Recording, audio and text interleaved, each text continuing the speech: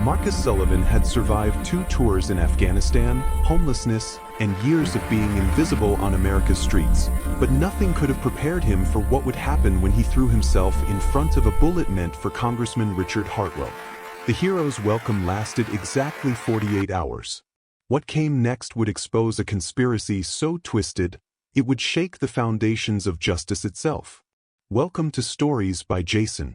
If you're settled in and ready for a good story, hit that subscribe button and tell me in the comments where you're watching from. I've got another exciting story coming your way tomorrow, and trust me, you don't want to miss it. Thank you so much for the love and support. You're truly appreciated, and I'm so grateful to have you here with me. Also drop your name and location in the comments. I'd love to give you a special shout out in my next video introduction. The summer sun beat down mercilessly on Independence Square, turning the sprawling plaza into a shimmering cauldron of heat and celebration. 10,000 people had gathered for the annual Freedom Festival, a tradition in the heart of Washington, D.C. that brought together families, veterans, politicians, and tourists in a sea of red, white, and blue. The air smelled of grilled hot dogs, funnel cakes, and that peculiar blend of sunscreen and sweat that defined every great American summer gathering. On the edges of the celebration, where the manicured lawn met the cracked pavement of the surrounding streets, Marcus Sullivan watched the festivities from a distance that had become all too familiar. At 47 years old, Marcus carried himself with the rigid posture of military training that even years of homelessness couldn't erase. His sun-weathered face told stories of deployment and survival, etched in lines deeper than his years suggested. The army jacket he wore, olive drab, fraying at the cuffs, with a faded 82nd Airborne patch on the shoulder, was his most prized possession, though it had long since lost its right to be called clean. Marcus's shopping cart contained everything he owned: a sleeping bag that had seen better decades, a dented canteen, some canned goods he'd received from the shelter, and tucked carefully in a waterproof bag, a single photograph. In that photo, a little girl with pigtails and a gap-toothed smile sat on his shoulders, both of them laughing at something outside the frame. She'd be 23 now. He wondered if she ever thought about him, or if her mother had succeeded in erasing him from her memory entirely. "Hey, you can't be here with that cart." A young police officer approached, his hand resting casually on his belt, his tone more exhausted than aggressive. It was probably the 15th time that day he'd had to move someone along. "I'm not causing trouble, officer," Marcus replied, his voice rough from disuse. He spent most days not speaking to anyone, just watching the celebration. "I'm a veteran. Served 2 tours in Afghanistan." The officer's expression softened slightly, but his job was his job. "I appreciate your service, sir, I really do. But the cart's gotta go.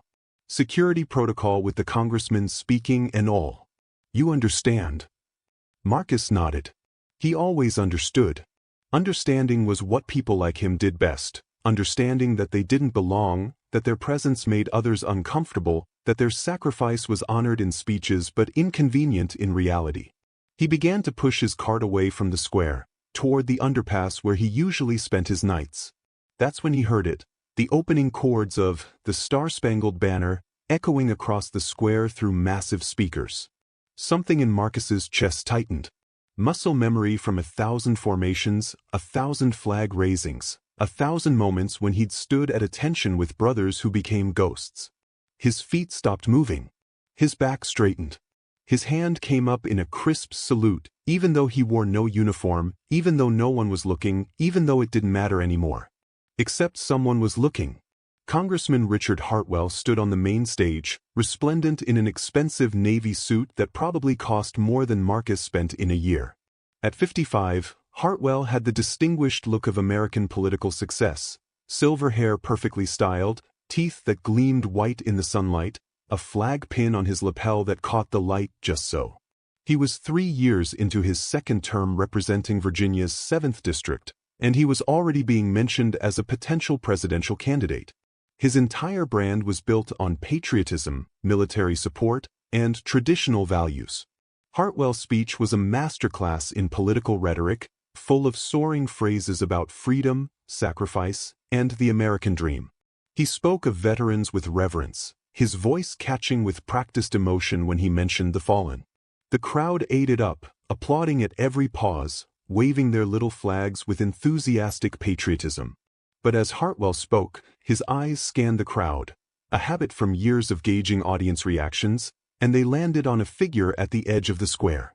A homeless man in a ragged army jacket, standing at attention, saluting the flag with tears streaming down his weathered face. For just a moment, something flickered across Hartwell's expression. Not sympathy. Something else. Something that looked almost like recognition? Fear? It passed so quickly that anyone watching might have thought they imagined it. Hartwell continued his speech without missing a beat, building toward his crescendo about honoring those who served. Marcus had lowered his hand when the anthem ended, but he remained standing there, transfixed. Something about the congressman seemed familiar, though Marcus couldn't place it. The voice maybe? The way he held himself? Marcus's memory had holes in it. The therapist at the VA had said it was PTSD, that traumatic memories sometimes buried themselves, that they might never fully resurface. There were months of his second deployment that existed only as fragments. Darkness, screaming, the smell of burning, and a crushing sense of guilt he could never quite name. He shook his head, trying to clear the fog. It didn't matter. Nothing about his past mattered anymore. He was about to turn away, to disappear back into the invisible margins of the city, when he saw it. Movement in the crowd. Wrong movement. Purposeful movement. 20 years of combat training had given Marcus instincts that never fully went away, even when he slept on cardboard and ate from soup kitchens.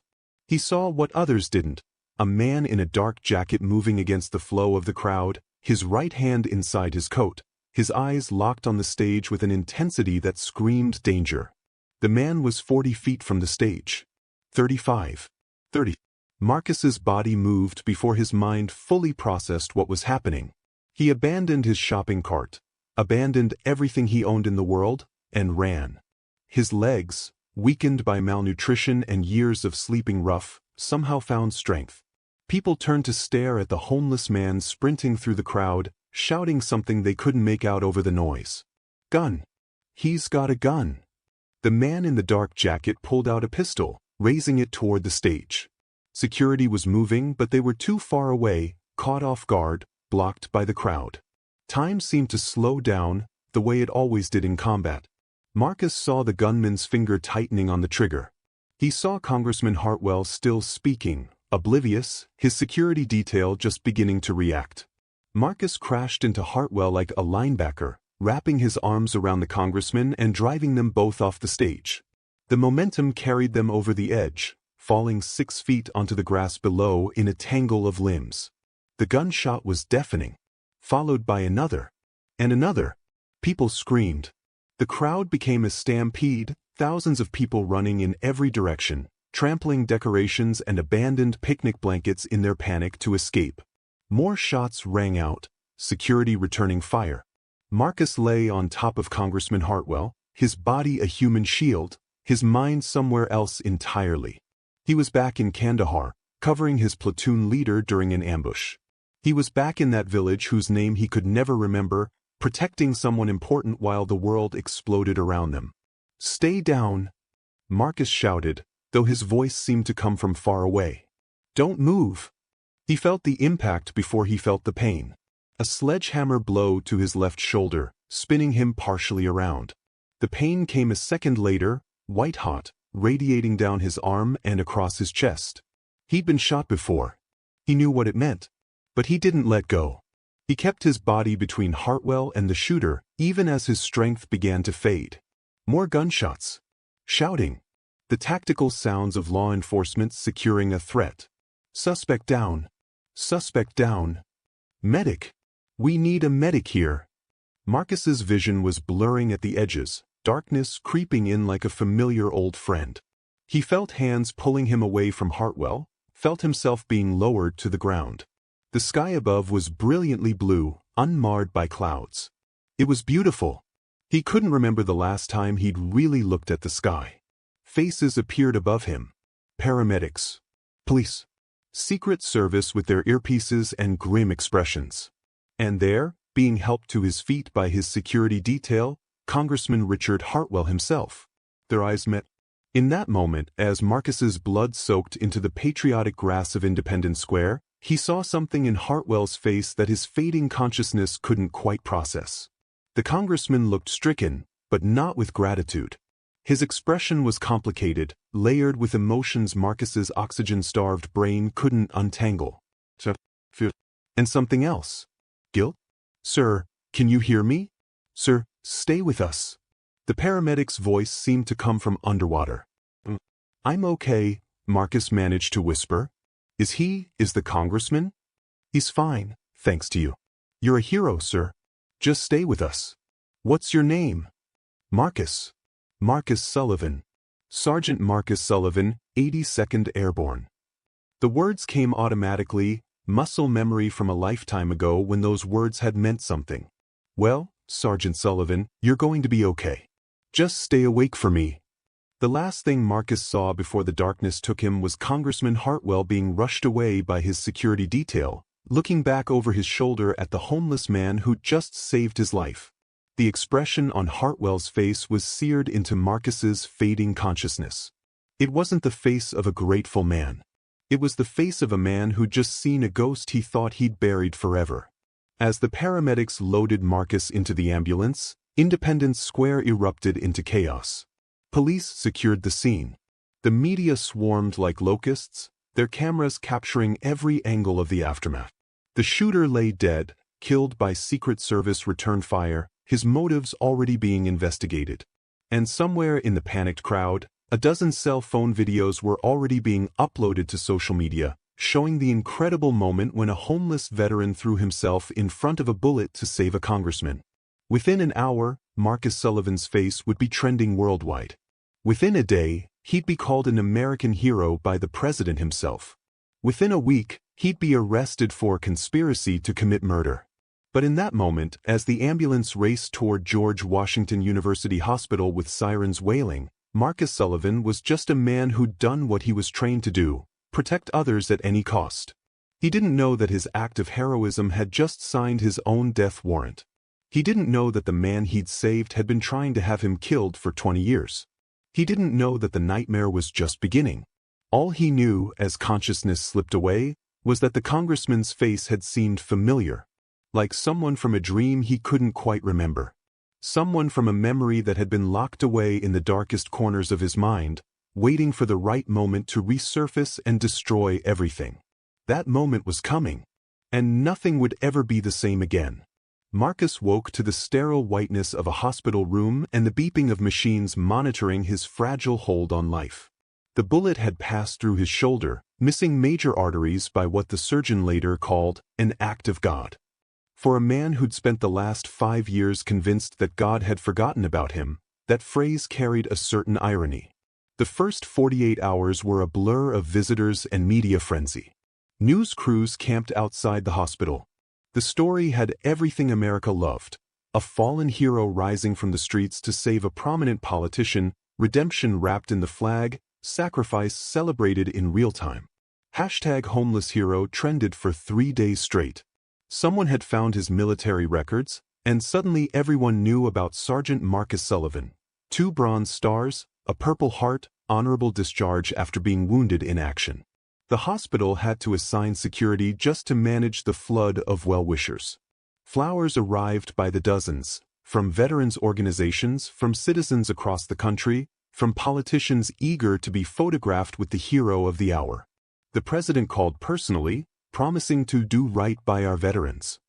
The VA announced they were fast-tracking Marcus for housing and benefits. A GoFundMe campaign raised $300,000 in 36 hours. Marcus found the attention overwhelming.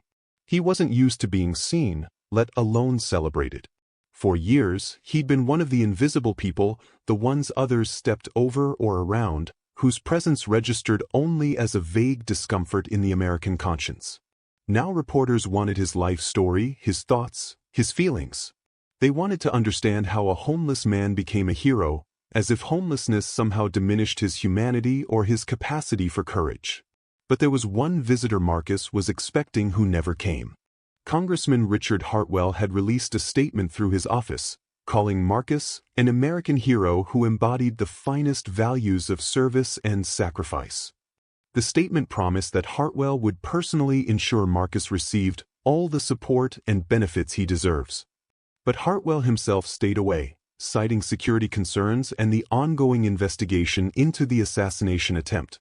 On the third day after the shooting, Detective James Morrison walked into Marcus's hospital room. Morrison was a 20-year veteran of the D.C. Metropolitan Police, and he had the weary eyes of a man who'd seen too much of humanity's worst impulses. He was accompanied by a younger detective named Rodriguez, who carried a tablet and wore an expression that Marcus had learned to recognize during his years on the streets, suspicion masquerading as professionalism. "Sergeant Sullivan," Morrison began, pulling up a chair beside the hospital bed. "How are you feeling?" "Better, thank you." "When can I get out of here?" Marcus had never liked hospitals. They reminded him too much of field hospitals in Afghanistan, of screaming men and the metallic smell of blood.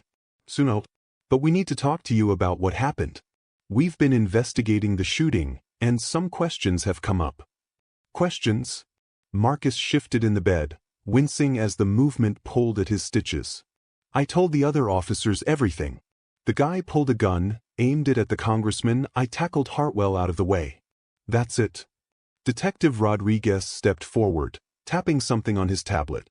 "Can you tell us about your relationship with the shooter?" The question hung in the air like smoke from a grenade. "My what?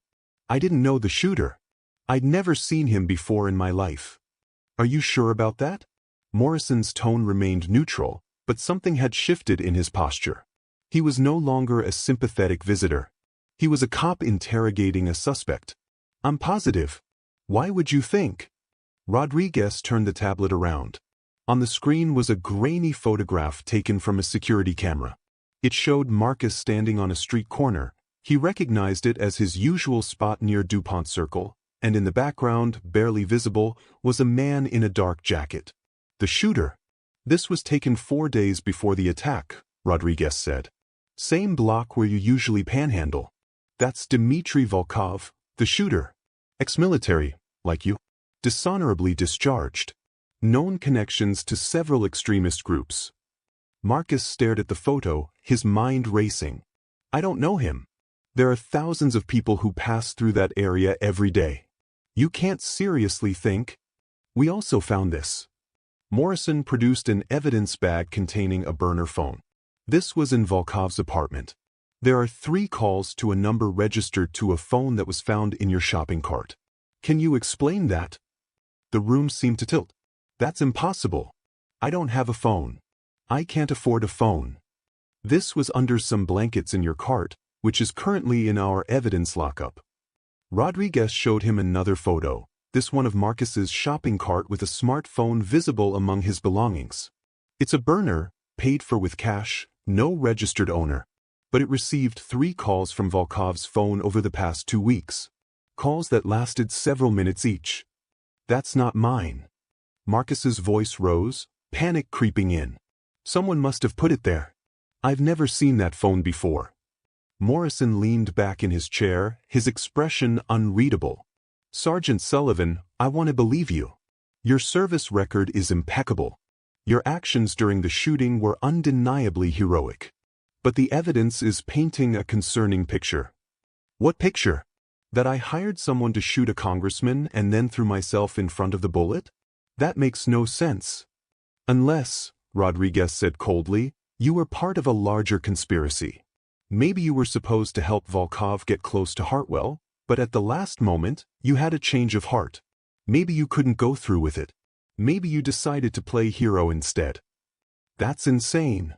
Marcus tried to sit up, but pain lanced through his shoulder. "Why would I want to hurt Congressman Hartwell? I don't even know the man."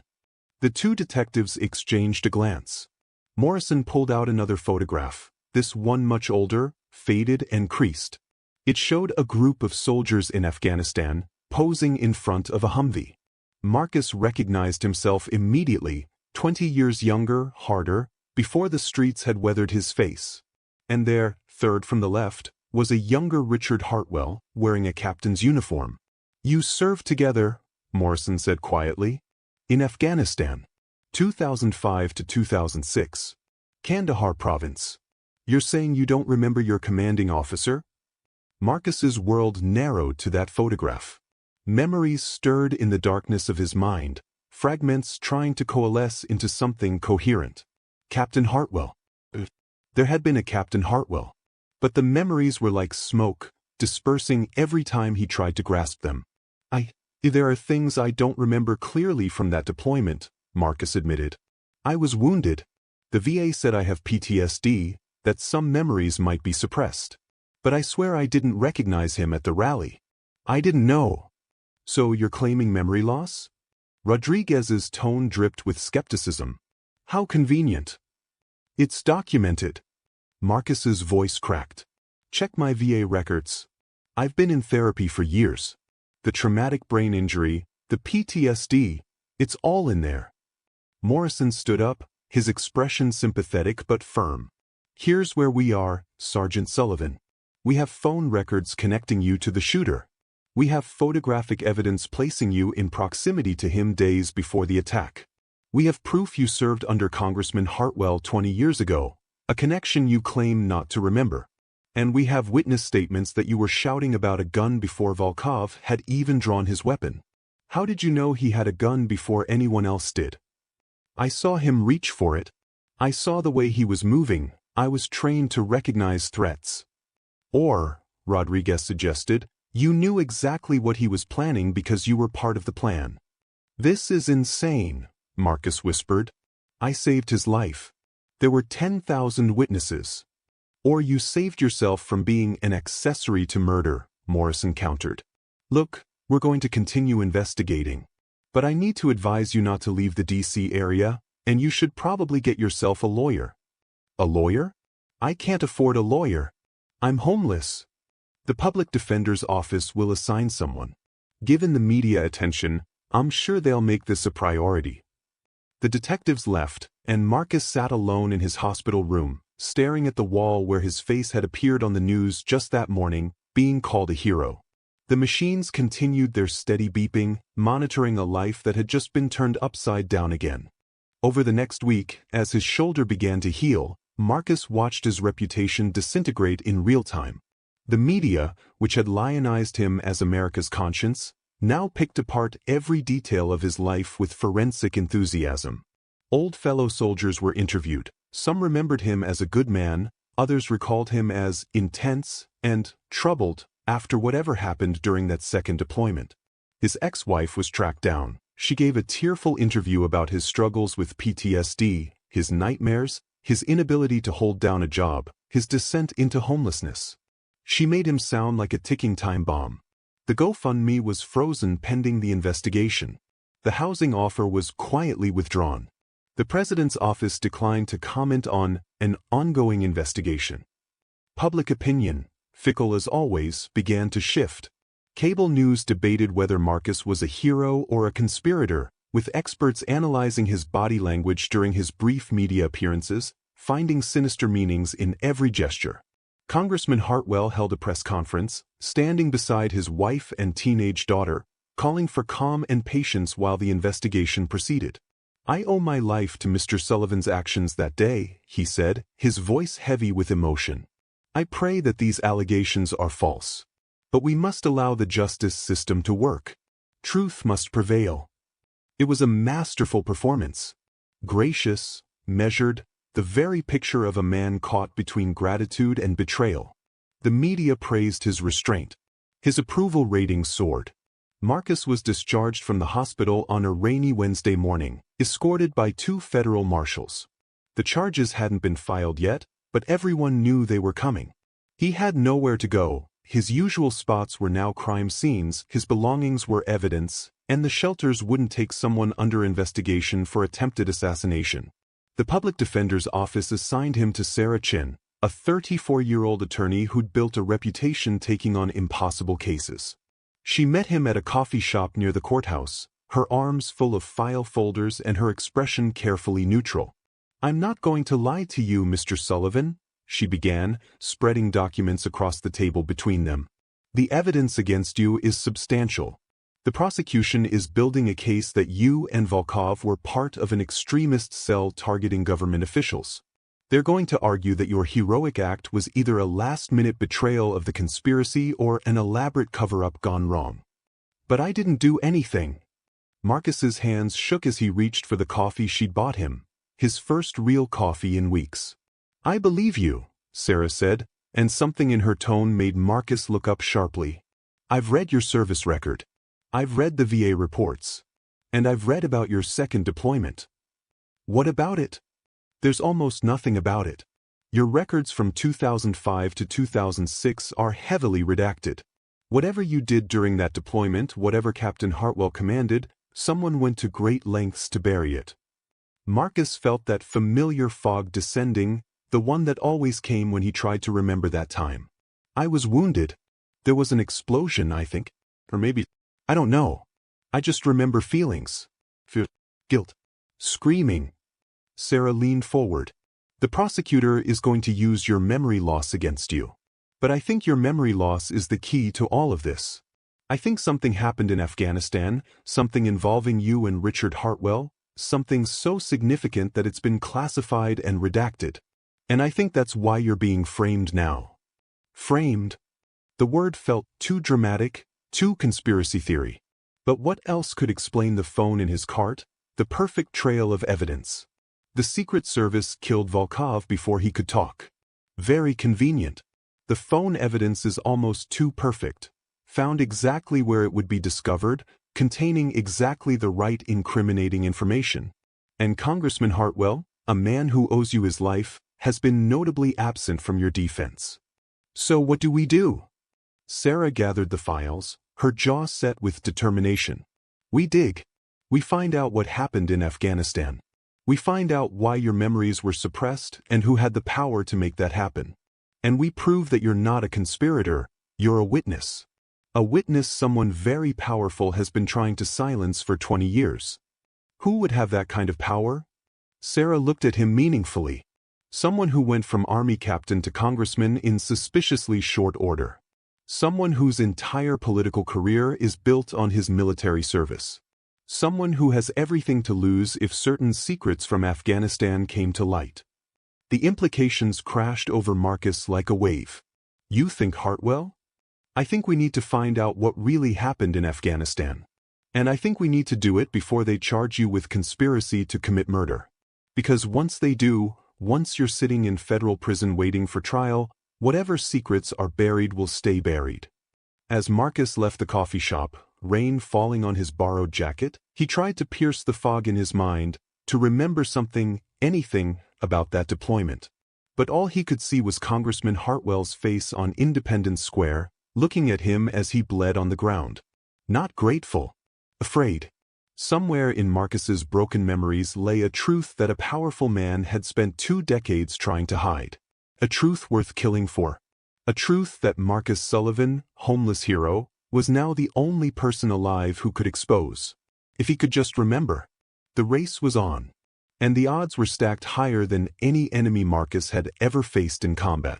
Sarah Chen's office was a cramped space in a building that had seen better decades, wedged between a bail bondsman and a check-cashing store in a neighborhood that tourist maps carefully omitted. The walls were covered with case files, legal precedents, and a single photograph of her parents standing in front of their dry-cleaning shop, their pride in their daughter's law degree evident in their beaming smiles. She hadn't chosen the easy path. Corporate law paid better, but Sarah had never been interested in easy. Marcus sat across from her desk, looking more like a client than the hero he'd briefly been. The media had moved on to the next sensation, leaving him in that peculiar purgatory of someone who might be innocent or might be a monster. Sarah had spent the week diving into his case, and what she'd found had kept her up for 3 nights straight. I filed a Freedom of Information Act request for your complete military records, she began, pulling up files on her laptop. I expected pushback, but not this much pushback. The Army stonewalled me. The DoD stonewalled me. I finally got a federal judge to issue a subpoena, and you know what they sent me. She turned the laptop around. The screen showed page after page of documents, but entire sections were blacked out with heavy redaction marks. I can't read any of it, Marcus said, frustration evident in his voice. Exactly. National security, they claim. But here's what's interesting. The redactions all center around a 3-month period, October through December 2005. Whatever happened during those 3 months, it's buried deeper than anything I've ever seen. But why? We were just one unit among hundreds in Afghanistan. What could we have done that required this level of secrecy? Sarah pulled out a worn folder. I did some digging into Richard Hartwell's military career. He graduated West Point, served 3 years stateside, then volunteered for Afghanistan. He was there for one tour, 2005 to 2006, and came home with a Silver Star and a Bronze Star with Valor.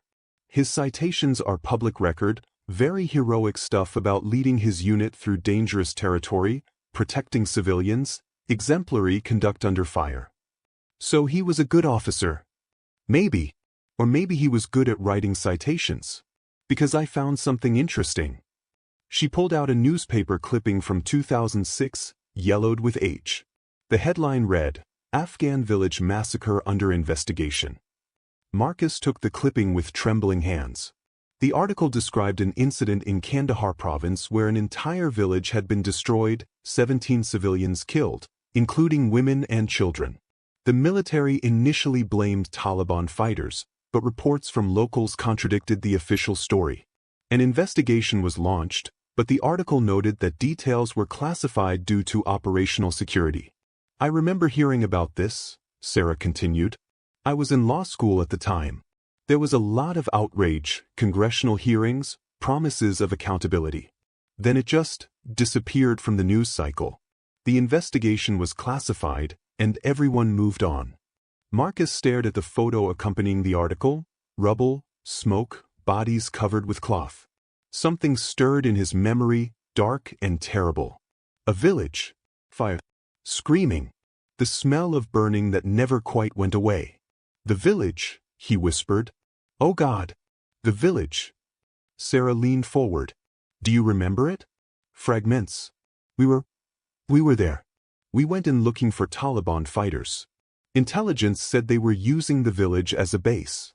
But when we got there, he pressed his hands to his temples, trying to force the memories through the fog. There was fighting, explosions, and then something happened. Something terrible. What happened, Marcus? I don't know. Every time I get close to remembering, it's like hitting a wall. The VA therapist said it was my mind protecting itself from trauma. But what if it was something else? What if someone made me forget?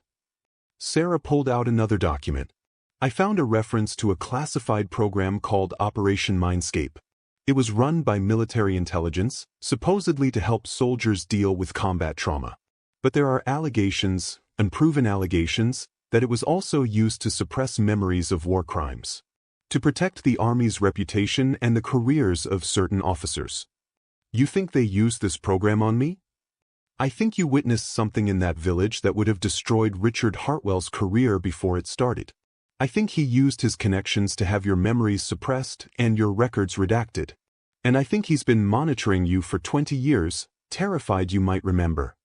Marcus stood up, pacing the small office like a caged animal. But why wait until now to come after me? I've been homeless for 5 years. I was no threat to him. Because you were invisible. Out of sight, out of mind. But the moment you saved his life in front of 10,000 people, the moment your face was on every screen in America, you became visible again. Someone might interview you, might dig into your past, might ask about your time in Afghanistan. You became a loose end. A dangerous loose end. So he tried to have me killed and frame me as part of the plot, Marcus said, the pieces finally clicking together.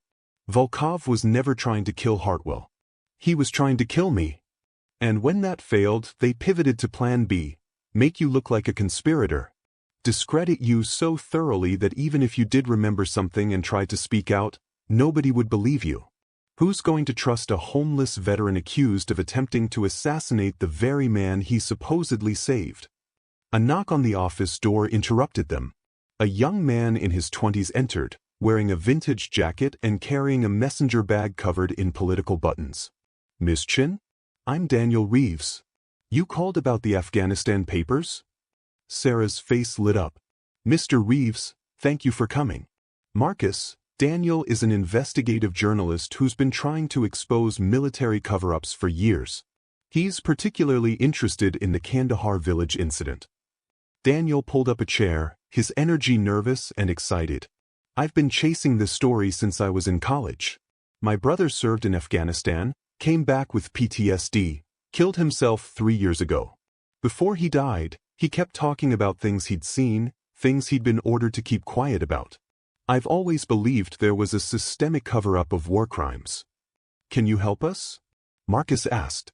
I've got sources, soldiers who served in Kandahar, locals who survived the massacre, even a few military intelligence officers with guilty consciences.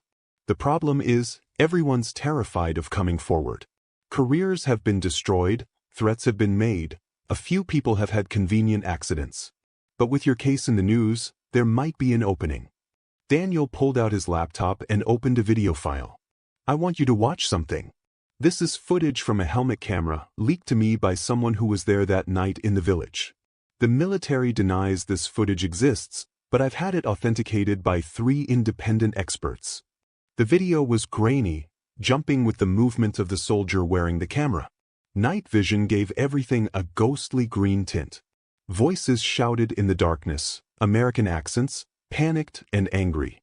Civilians in the compound. Repeat, civilians in the compound. We have authorization to engage. Sir, those are kids.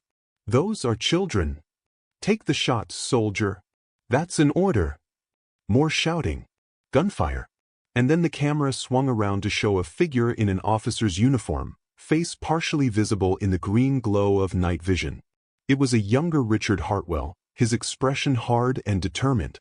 Anyone who doesn't follow my orders is guilty of insubordination. This village is harboring the enemy.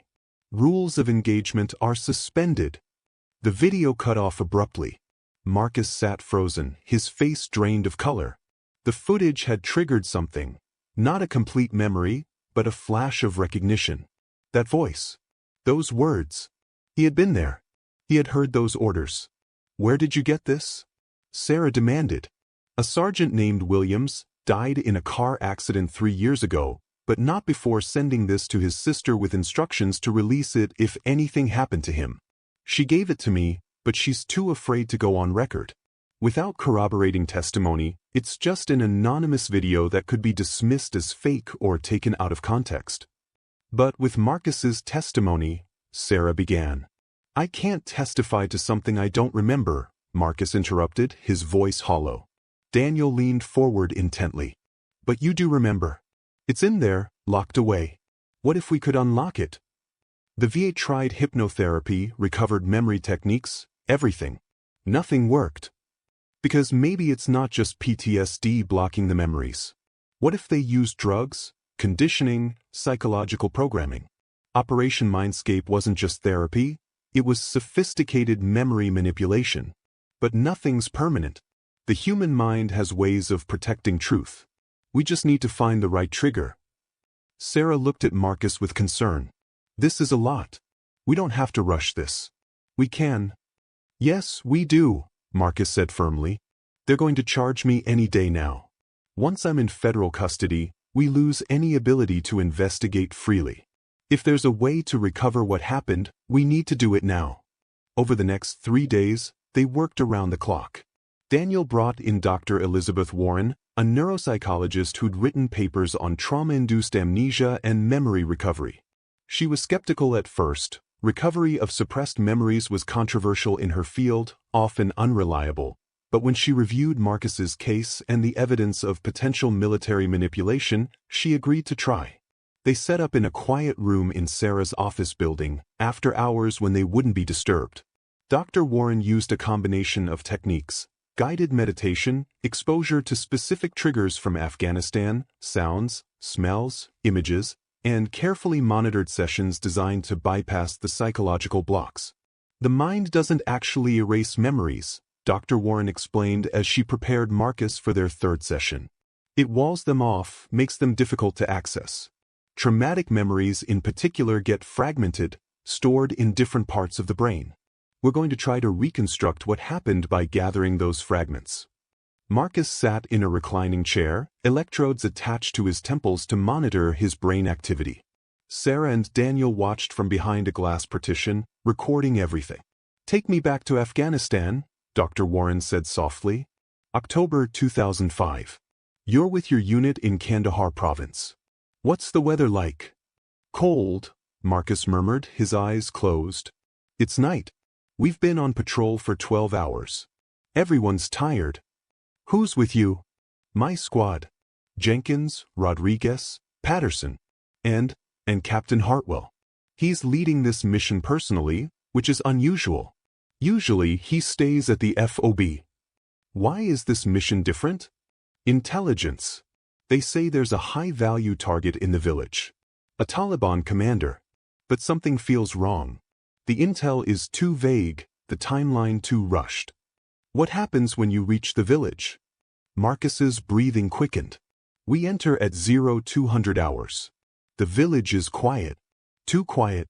No fighting-age males, just women, children, old men. Captain Hartwell orders us to search every building. And what do you find? Weapons. A few old rifles, some ammunition. But nothing unusual for a rural village. The elders say they keep the weapons for protection from bandits. Hartwell isn't satisfied. He's looking for something specific. He's angry. Marcus's face contorted with distress. The monitors showed his brain activity spiking, different regions lighting up as fragmented memories began to connect. "Then the shooting starts," Marcus continued, his voice breaking. "Someone fires at us from one of the buildings. We return fire. But Hartwell, he orders us to fire on the compound where the families are sheltering. He says they're all enemy combatants, all guilty of harboring the enemy. What do you do?" I refuse. I tell him those are civilians. Jenkins refuses too. Patterson, we're not going to fire on women and children. How does Captain Hartwell react? Tears streamed down Marcus's face now.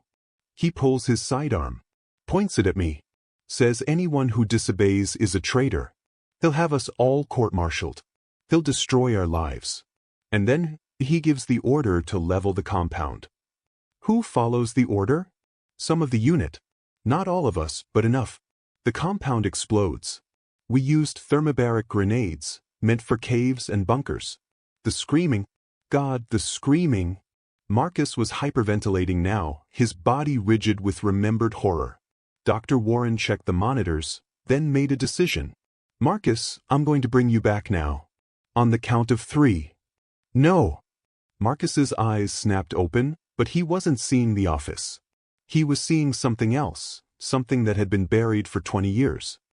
The children. There were 17 children in that compound.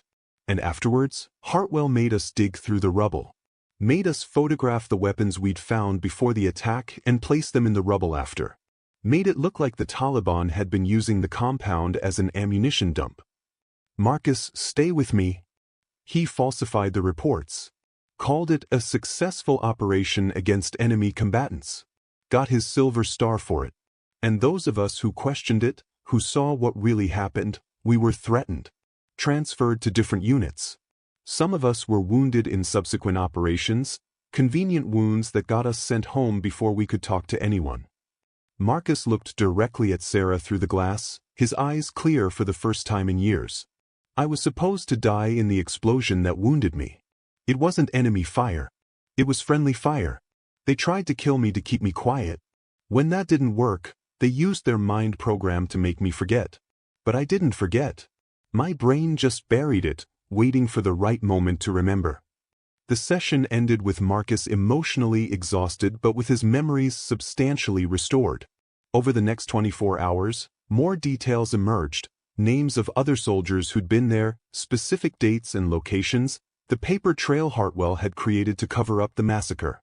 Daniel worked his sources, tracking down other survivors of that unit. Most refused to talk, still terrified after all these years. But one, a former sergeant named Tom Williams, brother of the man who'd leaked the video, agreed to a phone interview. I knew Marcus back then, Tom said, his voice heavy over the speakerphone. He was a good soldier, one of the best. When he refused Hartwell's orders that night, I'd never been more proud to serve with someone. But Hartwell, he was connected. His father was a general, his uncle was in military intelligence. He had the power to make problems disappear. And Marcus was a problem. Will you testify? Sarah asked. There was a long pause. If I do, they'll come after me. They've been watching all of us for years, making sure we keep quiet. My brother died because he was going to talk. They made it look like an accident. I know it's asking a lot. But Marcus saved that bastard's life anyway, Tom continued. After everything Hartwell did to him, after trying to have him killed, Marcus still threw himself in front of a bullet for him. That's the kind of man Marcus is. So yeah, I'll testify. I've been carrying this weight for 20 years. It's time for the truth. With Tom's testimony, the helmet camera footage, and Marcus's recovered memories, they had the foundation of a defense. But they needed more. They needed proof that Hartwell had orchestrated the recent assassination attempt, that he'd planted the evidence against Marcus. That proof came from an unexpected source. Daniel had been monitoring online forums where military whistleblowers sometimes posted anonymously. 3 days after Marcus recovered his memories, a new post appeared, uploaded from an untraceable IP address. To anyone investigating the Marcus Sullivan case, check the bank records of Dmitry Volkov going back 6 months. Look for payments from a shell corporation called Sentinel Solutions LLC. Then trace the ownership of Sentinel Solutions. You'll find it leads to someone very interested in keeping old secrets buried. I was hired to do the same work as Volkov but backed out when I realized what they were really planning. I'm leaving the country. This is all I can give you. Make it count. Daniel worked with a forensic accountant who specialized in tracking dark money. It took 48 hours of following a maze of shell corporations, offshore accounts, and deliberately obscured transactions, but they found it. Sentinel Solutions was owned by a company that was owned by a trust that was, ultimately, controlled by Richard Hartwell's chief of staff. The money trail showed payments to Volkov totaling $50,000, spread across 6 months. The same company had made payments to 2 other individuals. One was a locksmith who specialized in security systems. The other was a former Army intelligence officer who'd worked on Operation Mindscape. This is it, Sarah said, laying out the evidence across her conference table. This is proof of conspiracy.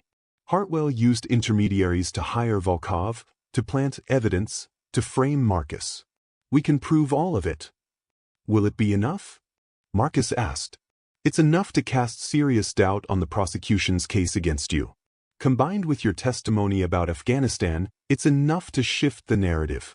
You're not a conspirator, you're a witness who had to be silenced. But will anyone believe it? He's a congressman. I'm a homeless veteran with a history of mental health issues. Daniel spoke up. That's where I come in.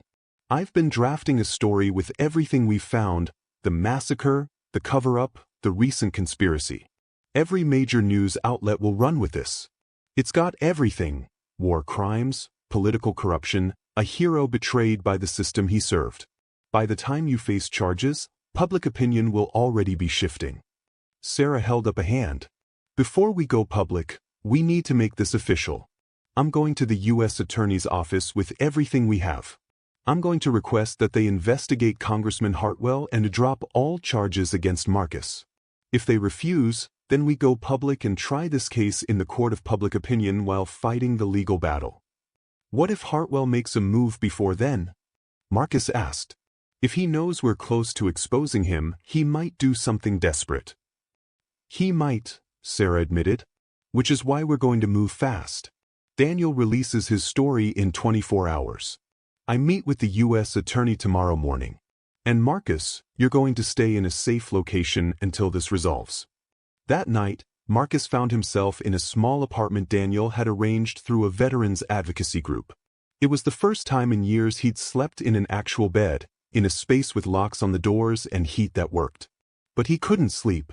He kept replaying the recovered memories, the screams of those children, the cold look in Captain Hartwell's eyes as he gave orders he knew were war crimes. His phone, a new one Sarah had gotten him, rang at 2 a.m. Unknown number. Hello. Sergeant Sullivan. The voice was cultured, controlled, instantly recognizable from 1,000 news clips. Congressman Richard Hartwell. I think we need to talk. I have nothing to say to you. Even after I saved your life? Yes, Marcus, I saved your life. When they wanted to kill you in Afghanistan, I argued for the memory suppression instead. I protected you when others wanted you dead. And now you're going to repay that kindness by destroying everything I've built. You murdered 17 civilians. 17 children. We were at war. Mistakes were made. But I did what I thought was necessary to accomplish the mission. I won't apologize for that. And I certainly won't let some broken-down veteran with PTSD ruin my career with false accusations. They're not false. We have evidence. We have witnesses. We have the truth. Hartwell's voice hardened. The truth is what people believe, Marcus. And right now, they believe you're an attempted assassin who's concocting a conspiracy theory to save himself. If you push this, I will destroy you. I have resources, connections, power that you can't even imagine. I will paint you as a traitor, a liar, a damaged man who finally snapped. Your daughter, Emma, isn't it? She'll have to live with that shame. Is that what you want? Marcus's hand tightened on the phone. Don't you dare bring my daughter into this. Then back off. Take the plea deal they're going to offer you, reduced charges, psychiatric care instead of prison. Disappear back into obscurity. Everyone wins. Except the 17 children you murdered. They don't win. They were casualties of war. It's unfortunate, but... You know what? I spent 20 years believing I was broken. Believing I was the one who was damaged and useless. But I'm not broken. I'm the only one willing to tell the truth. And that terrifies you, doesn't it? That's why you tried to have me killed. That's why you framed me. Because somewhere deep down, you know that what you did was unforgivable, and you're terrified of being held accountable. You have until morning to reconsider, Hartwell said coldly. After that, I won't be so generous. The line went dead. Marcus called Sarah immediately, told her about the threat. She called Daniel, and they moved up their timeline. The story would publish in 6 hours. Sarah would go to the U.S. attorney at dawn with their evidence and a request for witness protection for Marcus. As sunrise broke over Washington, D.C., the pieces were all in motion. The truth, buried for 20 years beneath official lies and manipulated memories, was finally clawing its way to the surface. And Congressman Richard Hartwell, who'd built an entire career on a foundation of covered-up atrocities, was about to discover that some secrets refused to stay buried. Especially when witnessed by a man who'd learned that being invisible gave him nothing left to lose, and everything to fight for. The story broke at 6 a.m. Eastern Time, just as Washington was waking up to what promised to be another routine day of political theater and partisan bickering. Daniel Reeves's article appeared simultaneously on 3 major news websites, having been carefully vetted by their legal teams and fact-checked against every available source. The headline was simple, devastating, and engineered for maximum viral impact. American Hero or American Monster? Congressman Richard Hartwell and the Afghan village massacre he spent 20 years covering up. By 7 a.m., it was trending on every social media platform. By 8 a.m., the cable news networks had assembled panels of military experts, legal analysts, and political commentators, all dissecting the allegations with varying degrees of skepticism and outrage. By 9 a.m., the hashtag Kandahar Truth was approaching 10 million mentions. The article laid out everything: the massacre, the cover-up, Hartwell's role, Marcus's suppressed memories, and the recent conspiracy to frame him. It included the helmet camera footage, testimony from Tom Williams, financial records linking Hartwell's staff to Volkov, and Marcus's own detailed account of that night in Afghanistan 20 years ago. Sarah Chun stood in the U.S. Attorney's office, a stack of documents before her and a USB drive containing all their evidence.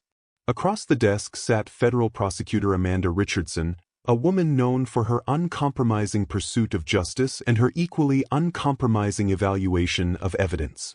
"You understand what you're alleging," Richardson said, her tone carefully neutral. "You're accusing a sitting congressman of war crimes, conspiracy to commit murder, and witness intimidation.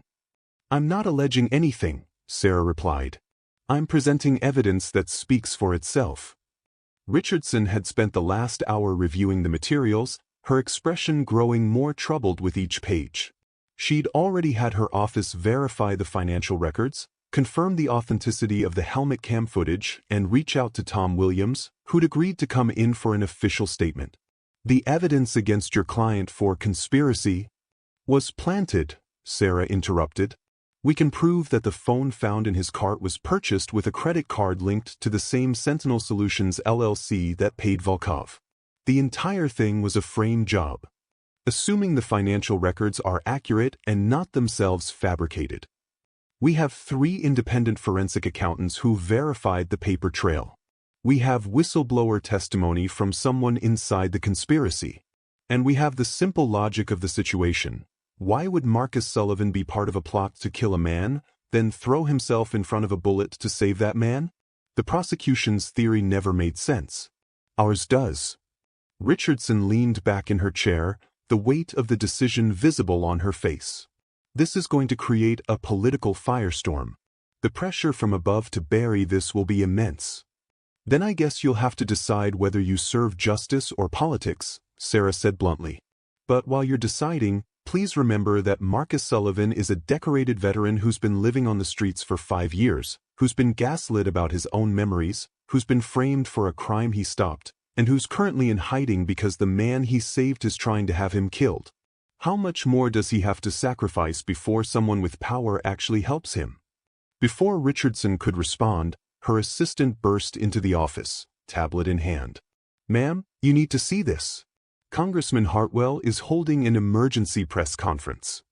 They turned on the television to see Richard Hartwell standing behind a podium in his congressional office, flanked by his attorney and his wife. He looked every inch the wronged statesman, composed, dignified, with just a hint of sadness in his eyes. "I want to address the scurrilous allegations that have been made against me this morning," Hartwell began, his voice steady and strong. "These accusations, brought forth by a man currently under investigation for conspiracy to commit my murder, are nothing more than a desperate attempt to deflect from his own crimes by attacking a public servant who's dedicated his life to this country." He paused, letting the statement sink in. "I served honorably in Afghanistan. I followed the rules of engagement. The mission in question was investigated thoroughly at the time by the military, and I was cleared of any wrongdoing. These are matters of public record. What Mr. Sullivan claims to remember 20 years later, memories allegedly recovered through controversial therapeutic techniques, cannot be trusted. His own medical records show significant mental health challenges and a traumatic brain injury that affects his cognition." Sarah's fists clenched. He was using Marcus's wounds Hartwell himself had helped inflict, as a weapon against him. "Furthermore," Hartwell continued, "the so-called evidence linking me to the recent assassination attempt is based on a conspiracy theory involving shell corporations and alleged financial transactions that my legal team will prove were fabricated. This is a coordinated smear campaign against me, possibly orchestrated by foreign actors or political opponents, using a vulnerable veteran as their proxy." "He's good," Richardson murmured. "He's framing this as an attack on his service record and painting Marcus as either a liar or a pawn." Hartwell wasn't done. "I call on the U.S. Attorney's Office to expedite charges against Marcus Sullivan. I call on the media to examine the credibility of these sources before rushing to judgment. And I call on the American people to remember that a man is innocent until proven guilty, even a congressman who some might find politically inconvenient." He took a few questions from the press, deflecting specifics and repeatedly emphasizing the themes of false accusations, unreliable memory, and political persecution. It was a masterful performance that had clearly been prepared by a top-tier crisis management team. When the press conference ended, Sarah turned to Richardson. "You saw what he just did. He's trying to control the narrative before the facts can be established. If you don't act now, if you let him define this story, the truth will never come out." Richardson was quiet for a long moment, then picked up her phone. "Get me the director. Tell him it's urgent." She looked at Sarah. I'm going to recommend that we open a formal investigation into Congressman Hartwell and simultaneously request that all charges against your client be dropped pending the outcome of that investigation. But Ms. Chen, if any of this evidence doesn't hold up, if there's any indication that you've fabricated or misrepresented anything, I will throw the book at both you and your client. The evidence will hold up, Sarah said firmly, because it's the truth. The next 72 hours were a blur of legal maneuvering and media frenzy.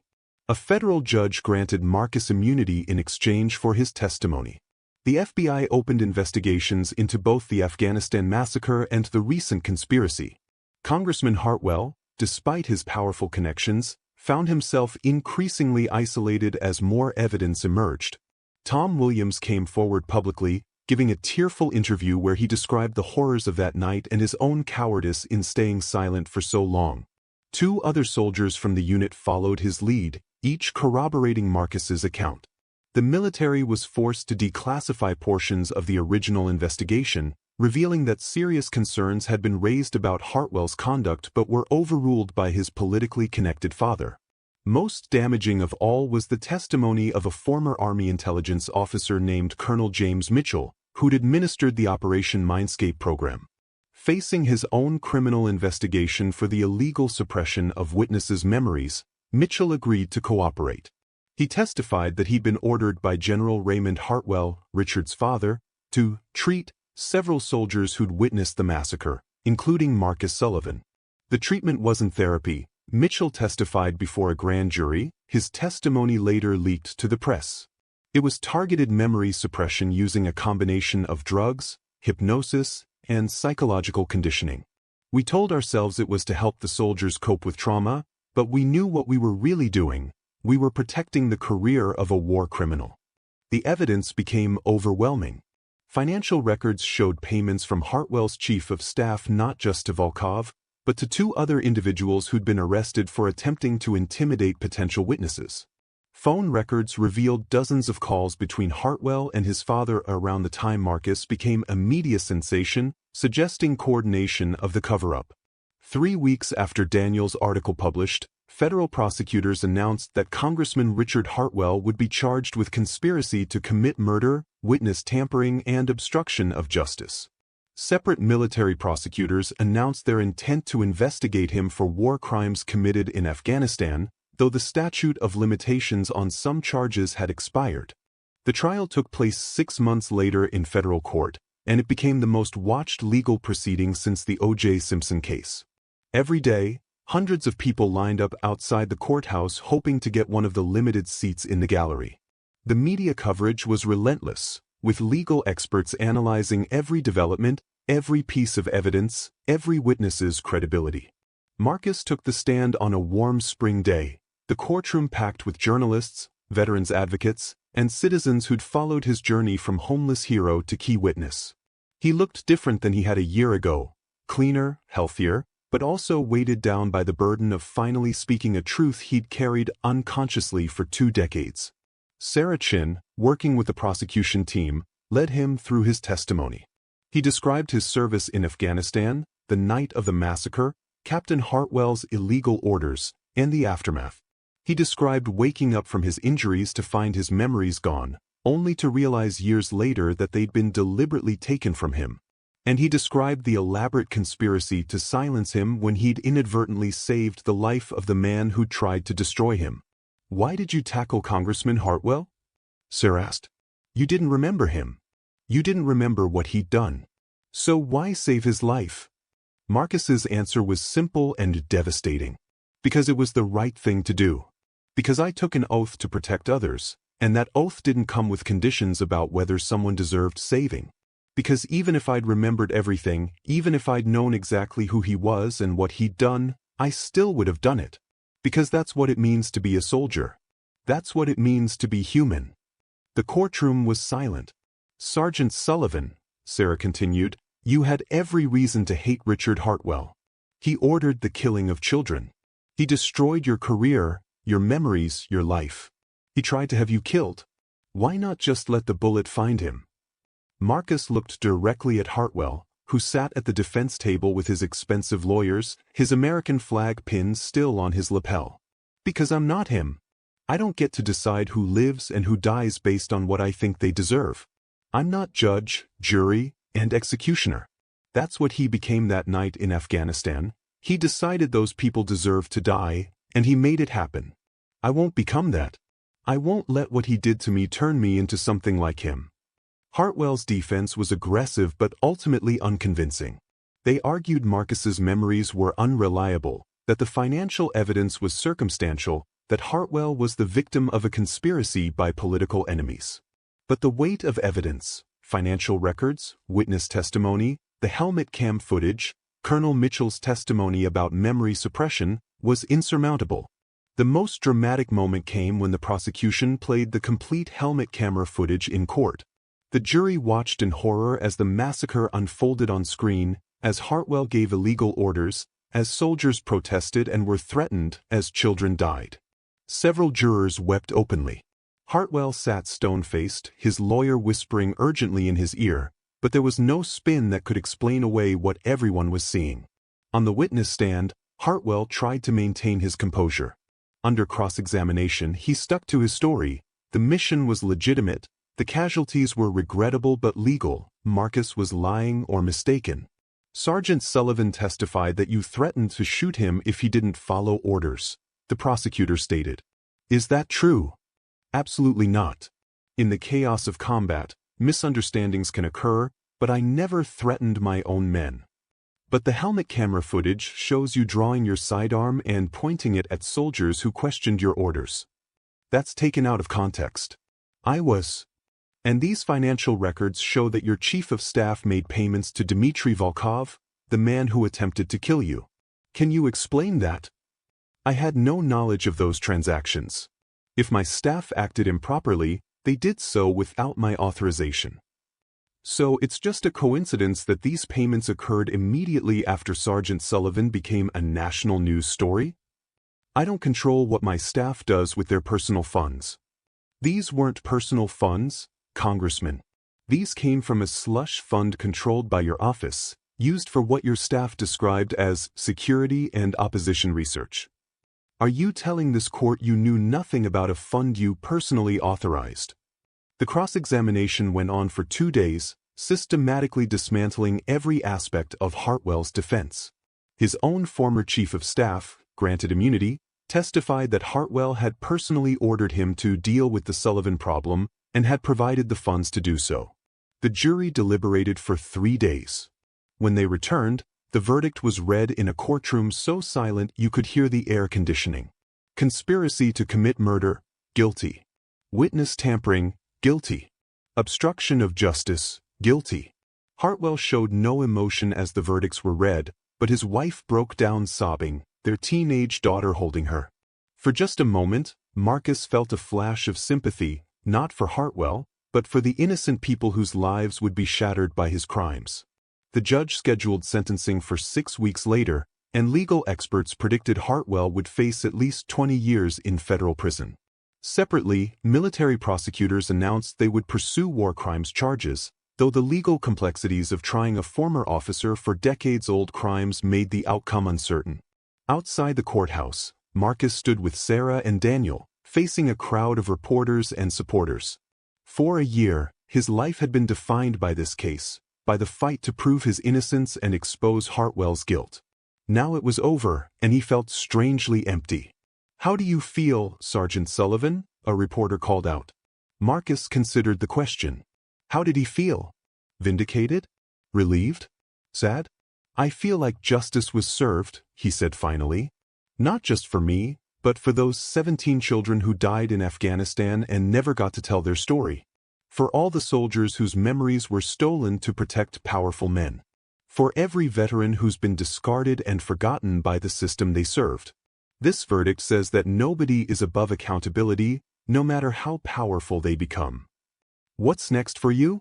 I'm going to try to find my daughter. Try to rebuild some kind of relationship with her, if she'll let me. I'm going to get my own place, maybe find some work helping other veterans who are going through what I went through. And I'm going to keep telling the truth about what happened in Afghanistan, so those children are never forgotten." Do you regret saving Congressman Hartwell's life? It was the question everyone wanted to ask but few had the courage to voice. Marcus smiled sadly. Not for a second. Because that moment, that decision to protect someone else without thinking about the cost to myself, that's who I am. Hartwell tried to take that away from me, tried to destroy everything that made me who I am. But he failed. I'm still a soldier. I'm still a protector. And no conspiracy, no cover-up, no amount of gaslighting or abuse could change that. In a way, saving his life was the moment I saved my own. The press conference ended, and the crowd slowly dispersed. But before Marcus could leave, a young woman approached, flanked by security. She was in her early 20s, with dark hair and eyes that Marcus recognized instantly from the photograph he'd carried for 5 years in his shopping cart. "Emma," he whispered. "Hi, Dad." Her voice was uncertain, nervous, but she was there. She'd been sitting in the courtroom for the verdict, though Marcus hadn't known. "Mom told me. She told me you were dangerous, that I should stay away. But I watched the trial. I heard what you did. And I wanted to meet you. The real you, not the stories." Marcus felt tears streaming down his face. "I'm so sorry. I'm sorry I wasn't there. I'm sorry I let you down." "You didn't let me down," Emma said, her own tears falling. "You never gave up even when everyone told you to. You fought for the truth. You're a hero. You always were. I wish I'd known it sooner." They embraced in the sunshine outside the courthouse, a father and daughter beginning the long process of healing, of rebuilding what should never have been broken in the first place. Around them, the machinery of justice and media continued churning, but for that moment, none of it mattered. Marcus Sullivan had been homeless, forgotten, gaslit, and nearly destroyed. He'd been framed for a crime he'd prevented, accused of conspiracies he'd exposed. But he'd survived. More than that, he'd won. Not just in court, but in the fight to reclaim his own humanity, his own truth, his own life. As the sun set over Washington, D.C., painting the courthouse in shades of gold and amber, Marcus walked away with his daughter, leaving behind the nightmare that had defined him for so long. The road ahead wouldn't be easy. There would be therapy, difficult conversations, the slow work of rebuilding a life from rubble. But for the first time in 20 years, Marcus Sullivan felt free. Free from the suppressed memories that had haunted him. Free from the conspiracy that had tried to destroy him. Free from the invisible prison of homelessness and forgotten service. He was finally truly home. 6 months later, Richard Hartwell was sentenced to 25 years in federal prison. His military rank was stripped, his medals revoked, his name removed from buildings and programs he'd championed. His wife divorced him. His daughter changed her name. His father, General Raymond Hartwell, was forced into retirement and faced his own investigation for his role in the cover-up. Colonel Mitchell received a reduced sentence in exchange for his testimony and cooperation. He spent his remaining years working with veterans groups, trying to atone for the damage he'd caused through Operation Mindscape. Tom Williams and the other soldiers who'd finally come forward formed a non-profit organization dedicated to exposing military cover-ups and supporting whistleblowers. They named it the Sullivan Foundation, after the man whose courage had inspired them to finally speak truth to power. Daniel Reeves won a Pulitzer Prize for his investigative journalism. He continued reporting on military corruption and veterans issues, always remembering that sometimes the most important stories are told by the people society has decided don't matter. Sarah Chen was offered partnership at a major law firm but turned it down to start her own practice focused on representing veterans and whistleblowers. She never lost her taste for impossible cases. And Marcus Sullivan? He found an apartment in a quiet neighborhood in Arlington, not far from the Vietnam Memorial where he sometimes walked in the early mornings. The GoFundMe money that had been frozen was released, giving him financial security for the first time in years. He got a job at a veterans center, helping other homeless veterans navigate the system that had failed him so completely. His relationship with Emma grew slowly, carefully, like a plant that had been torn up by its roots and needed time to establish itself again. They had dinner every week. She introduced him to his grandson, a 2-year-old boy he'd never known existed. Marcus cried the first time the boy called him Pop Pop. He still had nightmares. still had days where the PTSD made the world feel dangerous and overwhelming. But he had a therapist who specialized in trauma, a support group of other veterans who understood, and a purpose that got him out of bed every morning. On the anniversary of the shooting at Independence Square, Marcus was invited to speak at a ceremony honoring first responders and heroes. He almost declined. He still didn't think of himself as a hero, just as someone who'd done what needed doing. But Emma convinced him to accept. Standing before a crowd of thousands, many of them veterans themselves, Marcus spoke about service and sacrifice. About how heroism isn't always dramatic or recognized. About how the real heroes are the people who show up every day to help others, even when nobody's watching, even when there's no reward. "A year ago I was homeless," he said. "I was invisible. I was broken, or so I thought. But I learned something important. Being broken doesn't mean being worthless. Being forgotten doesn't mean being unimportant. And being invisible doesn't mean you can't make a difference. Every one of you has value. Every one of you matters. And every one of you has the power to choose courage over fear, truth over lies, and justice over convenience." The crowd rose in a standing ovation that lasted 5 minutes. But Marcus wasn't thinking about the applause. He was thinking about 17 children in a village in Afghanistan who never got to grow up, who never got justice in their lifetimes, but whose story would now never be forgotten. That night, Marcus sat on his small balcony, looking out at the city lights of Washington, D.C. Somewhere out there, powerful people were making decisions that would affect millions of lives. Some of those decisions would be good. Some would be corrupt. Some would be covered up. But Marcus had learned something crucial. No secret stays buried forever. No lie stands indefinitely. No power is absolute. Because somewhere, always, there's a witness. Someone who saw what happened. Someone who remembers the truth. And sometimes, just sometimes, that witness finds the courage to speak. Even when it costs everything. Even when the world says they don't matter. Even when they're invisible. Because the truth has a power all its own. And in the end, the truth always, always, finds a way.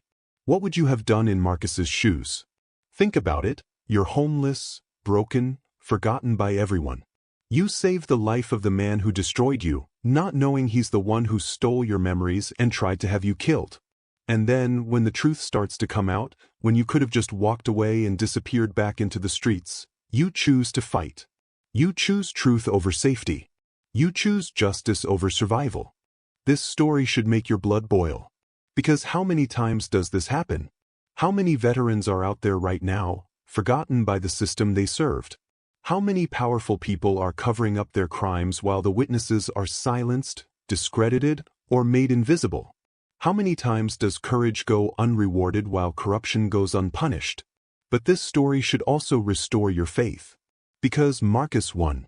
The truth won. Justice was served. And it happened because one man refused to give up, because dedicated lawyers and journalists believed him, and because people like you care enough to pay attention to these stories. If this story moved you, if it made you angry, if it made you cry, if it reminded you why we can't give up on justice, then I need you to do something right now. Smash that like button if you believe no one is above accountability, not even powerful politicians. Drop a comment below. Just write, "Justice served," if you think Marcus Sullivan is a real American hero. Tell me your thoughts. Tell me if you know a veteran who needs support. Let's build a community that actually sees the invisible people. Subscribe and hit that notification bell because I'm not stopping here.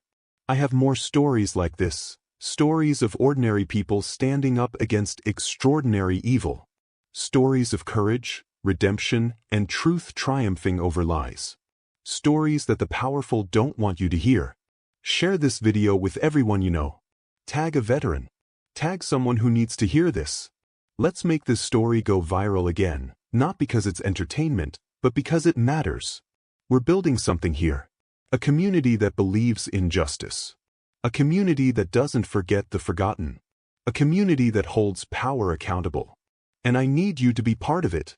Because the next Marcus Sullivan is out there right now, fighting their own impossible battle. And they need to know they're not alone. They need to know that someone is paying attention. They need to know that the truth still matters. So hit that like, drop that comment, subscribe. Let's show the world that heroes like Marcus Sullivan don't just exist in movies, they're real. They're fighting every single day. And they deserve to win. Justice. Truth.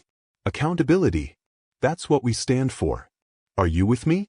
Let me know in the comments. And I'll see you in the next story.